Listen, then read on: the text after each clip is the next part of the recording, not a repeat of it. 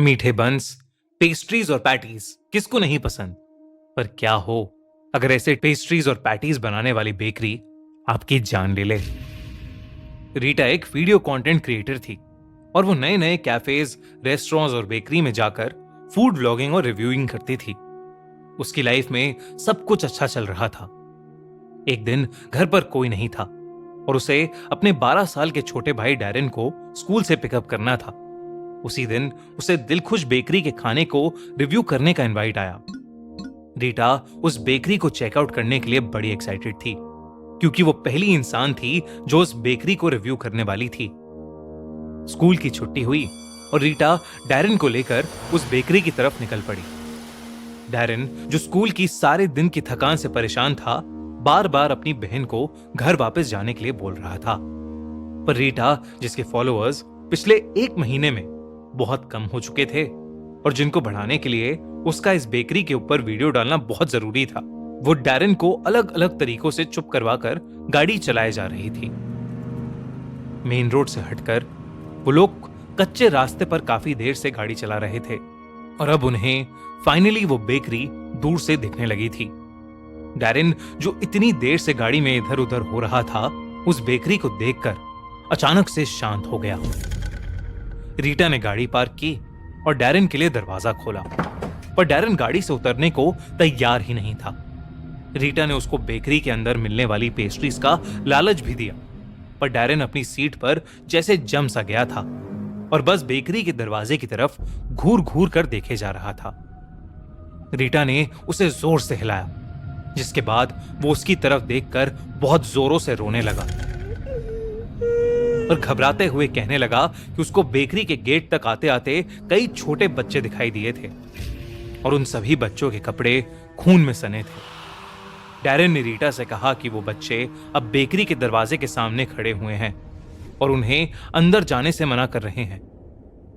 रीटा को अपने भाई की बात सुनकर समझ आ गया था कि ये और कुछ नहीं बल्कि पिछली रात देखी हुई हॉरर मूवी का नतीजा है और इसलिए उसने अपने भाई की एक ना सुनी और उसका हाथ पकड़कर उसे अपने साथ बेकरी के दरवाजे की तरफ लेकर जाने लगी। वो बेकरी के दरवाजे के अंदर घुसे तो उस बेकरी में कोई नहीं था, लेकिन फिर एक बूढ़ी सी आंटी आई और उन्होंने डैरेन को एक मीठा बन दिया और बन हाथ में आते ही रोता हुआ डैरेन अचानक शांत हो गया और बन को मजे से खाने लगा। तभी पीछे से एक बूढ़े अंकल की आवाज आई जिसने रीटा को वेलकम किया और उससे कहा कि अगर वो परेशान हो रही है तो उसके भाई डैरेन के लिए अंदर एक प्लेइंग एरिया है जिसमें बहुत सारे बोर्ड गेम्स हैं। ये सुनकर रीटा खुश हो गई क्योंकि डैरेन को बिजी करके अब वो अपनी वीडियोस आराम से बना सकती थी।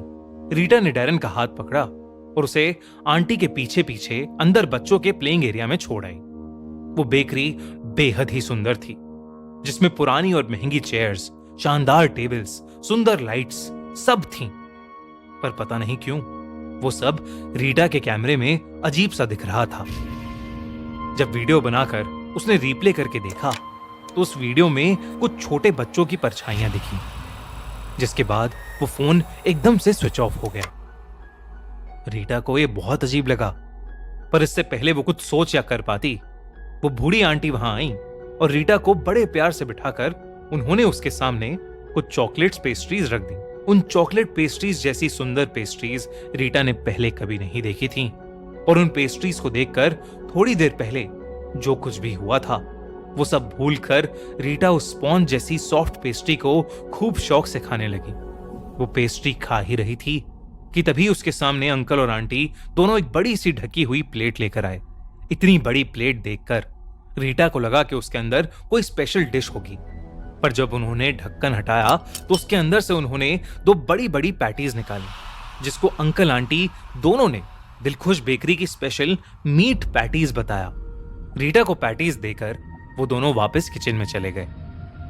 रीटा ने उस मीट पैटी की एक बाइट ली और बिना रुके झट से उसने अपनी बड़ी सी पैटी खत्म कर ली। उसको समझ ही नहीं आ रहा था कि कोई इतनी टेस्टी पैटीज कैसे बना सकता था। तभी रीटा को याद आया कि वो खाने पीने में इतनी बिजी हो गई थी कि वो अपने भाई डैरेन को भूल ही गई थी। उसने सोचा कि वो बची हुई पैटी डैरेन को ले जाकर खिला देगी।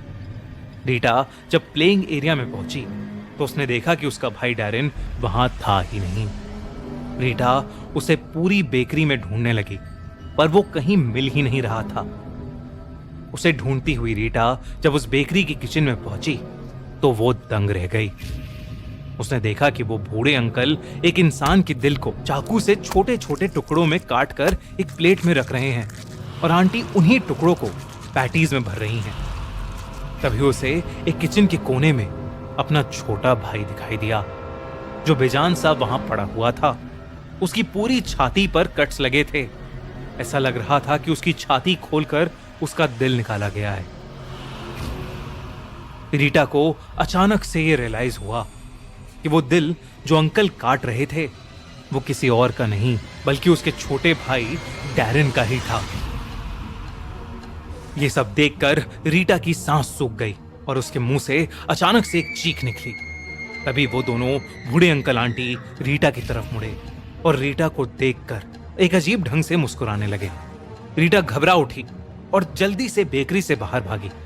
जैसे ही उसने उस बेकरी से अपनी गाड़ी निकाली तो उसे गाड़ी के रियर व्यू मिरर में कई सारे बच्चों की आत्मा दिखी। सबकी छाती पर बहुत सारे कट्स थे। जब उसने ध्यान से देखा तो उन बच्चों में से एक उसका छोटा भाई डैरेन भी था। डैरेन का चेहरा देख रीटा का रोना छूट गया और मेन रोड पर पहुंचते ही उसकी गाड़ी का एक्सीडेंट हो गया। रीटा को हॉस्पिटल में 2 दिन बाद होश आया और उसके होश आते ही उसके मॉम डैड फूट फूट कर रोने लगे। उन्होंने रीटा से कहा कि डैरेन उसके एक्सीडेंट के दिन से मिसिंग है और कहीं नहीं मिल रहा। इस पर रीटा ने अपने पेरेंट्स को दिलखुश बेकरी में जो हुआ वो सब कुछ बताया। दिलखुश बेकरी के बारे में सुनते ही रीटा के पेरेंट्स का दिल दहल गया। रीटा के डैड ने उसे बताया कि दिलखुश बेकरी को बंद हुए पूरे 15 साल हो चुके थे। उसके ओनर्स छोटे बच्चों का दिल निकाल कर खाते थे और एक दिन किसी ने उनके खिलाफ कंप्लेंट कर दी और इसी के चलते दोनों ने अरेस्ट होने से पहले ही आत्महत्या कर ली और वो बेकरी सदियों के लिए एक वीरान खंडर बन गई। रीटा ये बात सुनकर शॉक्ड हो गई। उसे इस बात पर तब तक यकीन नहीं हुआ जब तक वो अपने मॉम डैड के साथ उस बेकरी की जगह पर वापस नहीं चली गई। उस बेकरी की जगह वाकई एक खंडर हुआ घर था, जिसे देखकर रीटा की रूह कांप गई। उस दिन के बाद से रीटा ने फूड व्लॉगिंग ही छोड़ दी। अपने छोटे भाई को खोने का दुख शायद ही कभी उसके मन से निकल पाएगा। अगली बार आप भी किसी नई बेकरीज में पैटीज खाते समय होशियार रहना, वरना क्या पता आपको कौन क्या खिला रहा हो। हमारी